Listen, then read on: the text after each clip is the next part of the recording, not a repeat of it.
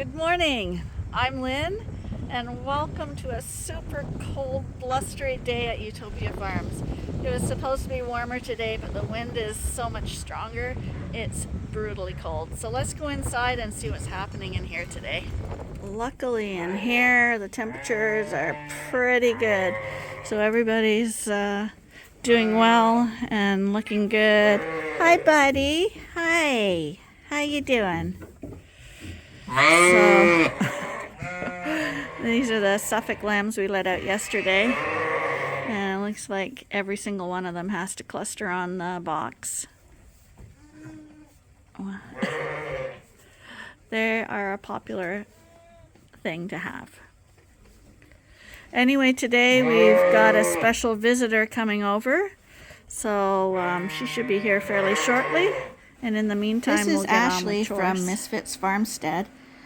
Somehow the camera got on hyperlapse and recorded her, and I was able to slow the speed back down a little bit, but it totally destroyed all the audio, so we missed a really good conversation with Ashley. Anyway, she was here to pick up our little lamb with the broken leg.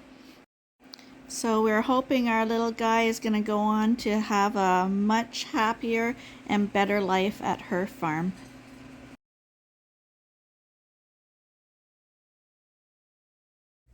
I can't believe when I checked my camera that my conversation with Ashley somehow got cut off. So she had a really good story, and I guess I'll relate it now. She got a lamb from us last year called Droopy. I don't know if any of you remember him, but he had an ear that drooped, and when I fed him a bottle, the milk would all fall out of one side, so I kind of had to cup his mouth so that he could suck off a bottle properly, because I think he had a difficult birth or something. I can't remember, but he must have. And we thought he had neurological problem, and that's why he was drooping on one side. Maybe had a stroke, got injured at birth, something like that. Anyway, they took him onto their farm where they have a whole bunch of misfits, and sure enough, it was determined by a vet that he did have neurological problems, but he's still there. And he's doing really fine. He's running around their farm playing and having a good time. His ear is still droopy and his mouth is still droopy. But his eye was also a little droopy too. And apparently just before Christmas, he ran into something and injured his eye. And then after that, the eye got infected. So eventually, he had to have his eye removed. But he's still doing great. He's running around as if nothing happened, and because he has no feeling on that side of his face, he never had any pain or anything like that. So the short story is that he's doing great and he's having an extremely good life on their farm. If you want to check them out, they're on Facebook. It's Misfits Farmstead. They're worth looking at. They have some really nice little farm creatures that they've rescued and brought back to health and keep as pets. In this coverall, you can see that the lambs are really getting into the creep feeders now, eating the hay and the creep feed. We are going to bring the back ones to the front now, but the one at the front here is full on the Suffolk side. Moms are eating.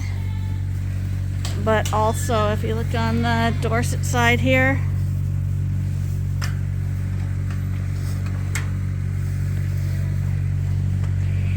we got a whole bunch of guys eating in here as well.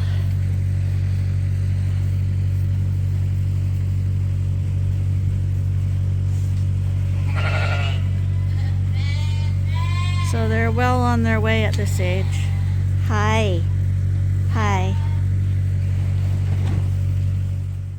These are the lambs with the mom with the long lip nipple. We worked heavily on them last night to get them to recognize their mom. I still need to sit here and watch that they stay on, but they're finally getting it. I didn't give them any bottles today. If I leave the pen, they think that I have to stay here and supervise, but pretty soon they'll get it on their own.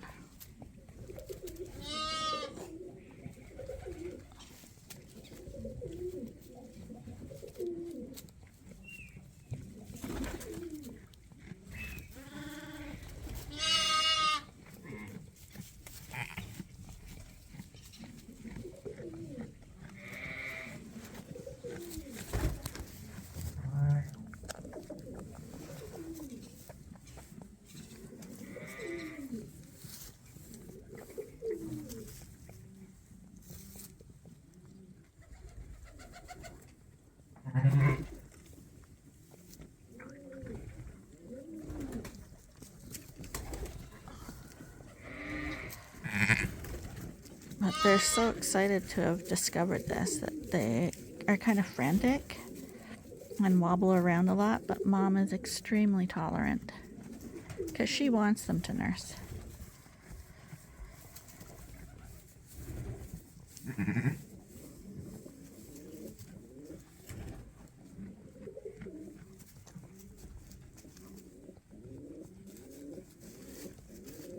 The white one's actually better at it than the black one.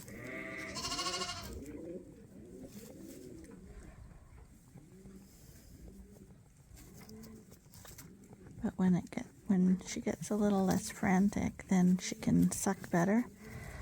But they're so excited in the beginning that they keep losing the nipple.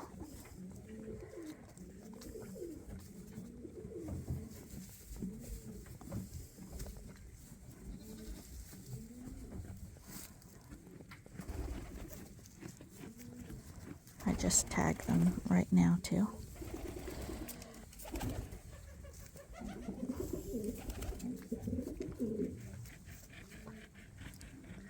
They're kind of silly, aren't they? She actually had triplets. The next ewe I'm going over to tag had a single and adopted the third one.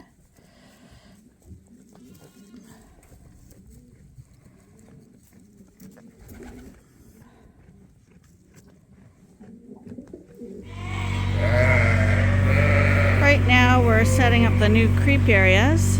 It's a bit of chaos because all the ewes discovered that they could get into the creep feeders here, and then we had to put this wall up to try stop them. So I have to stand here and hold the wall up while Arnie gets this settled in. And we've cleaned out the other side too, and we're going to do the same thing over there.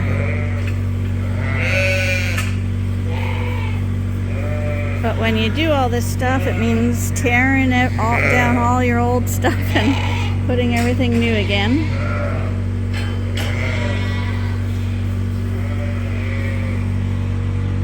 The point of what we're doing now is, if you can see at the back of the barn, there's no more creep feeders back there. The creep feeders are still at the back of the Suffolk side, but we're going to move them now. So we brought them all up to the front, which makes it phenomenally easier to feed them because they're all in one spot.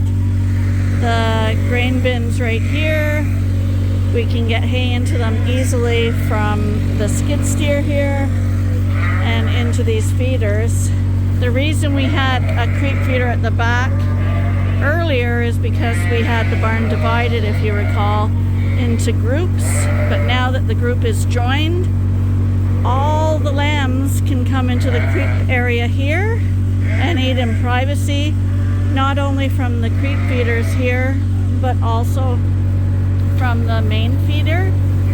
There's a wall up, and only ewes can go on the other side of that wall. The lambs have a little creep gate right there, so they can go back and forth to their moms or for privacy in this creep area. This way there's less chances also of lambs getting trapped at the feeders when they're eating with their moms, because the majority of them will now choose to come eat in here with the other lambs because they don't want to have to fight for trough space with adults. Much easier to fight for trough space with someone your own size.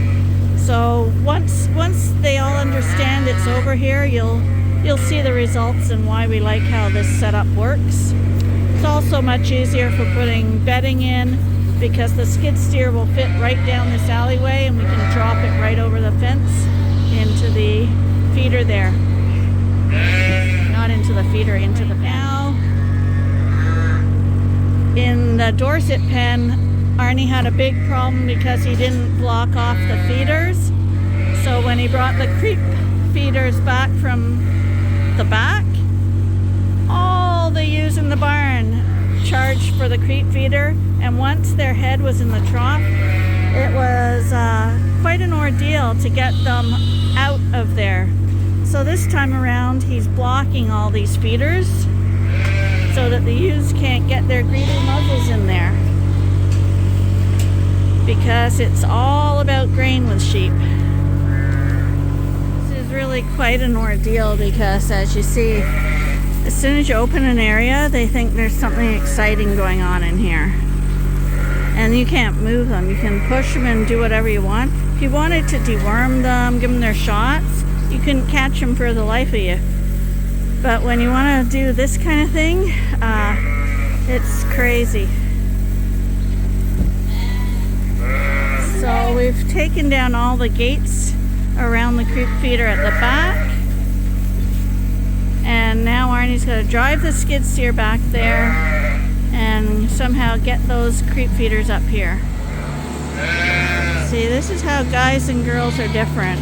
I would have driven up here like at a snail's pace.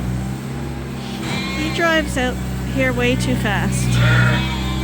He thinks if he goes fast, they'll run out of the way quicker, but gosh, that's dangerous to me. I'm getting up the walls. The ewes desperately want to come in here. Nothing's really changed, but they know there's grain in those troughs.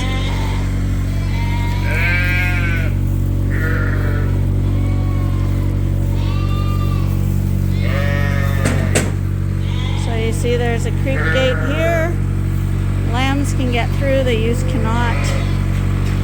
A dividing wall, and we're just going to set up these creep feeders. It's freezing cold, but after chasing these ewes around, we're just coated in sweat. Go on, you guys, there's nothing to see here. Go on, go on, go on, go on, there's nothing to see here. Go on, go on, go on, go on, go on.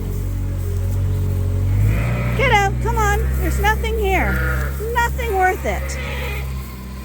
And while the door is open, we're going to give them some more bedding in here too. So this is how the bedding will come in every day now between the creep area.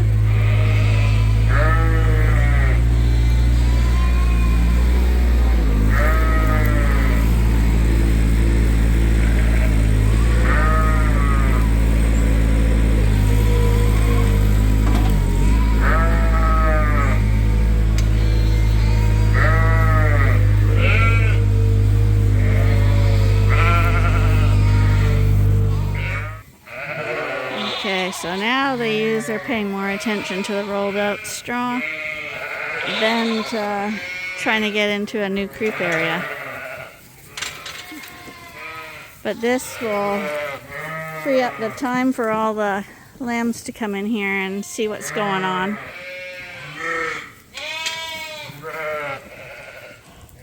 Look at the size of this guy. And he's 88, I think. Heavy little guy.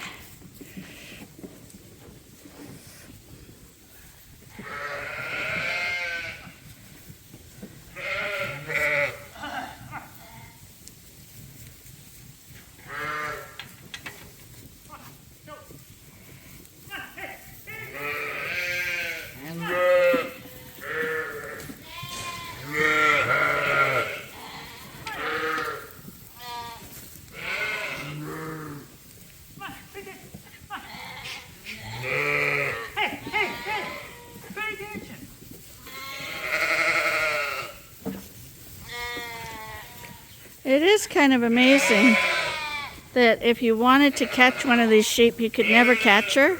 And I'm guessing you could catch anyone right now.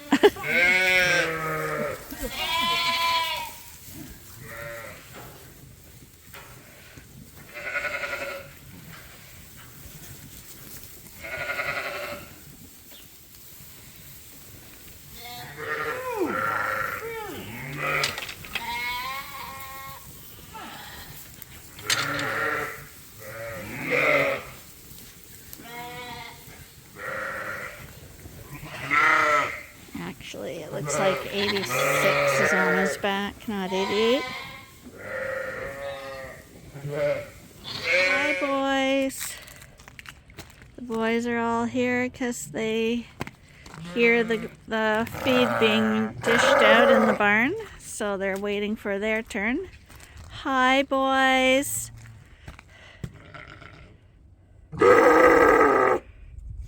Hey, Fallon.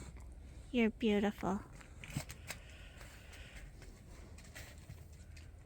This is the type of head we like in our rams. Fallon is a really good example of a really good-headed ram. Really broad, wide muzzle, the nice belly ears, the wide head. He looks like a boy. You don't want your rams to look like this. Passes on heavily, it seems. So you want a good-headed ram. Anyway, it's very slippery here. I see them skating around a bit. You guys have to be careful. Well, the sun's going down, so I'm going to apologize for the little snippet with Ashley this morning. Really too bad. I thought it would be really nice to hear from somebody else for a change instead of just me. But yeah, technology is not my thing. I don't know how that happened, but it seems always when I want something really good to happen, it messes up. Anyway, the sun is going down, as you can see. The lights are already on in the barn, and these boys are hungry, and so are we. So I'm off to make dinner. Thanks for watching, and I hope you join us again tomorrow for the next episode at Ewetopia Farms. Bye for now.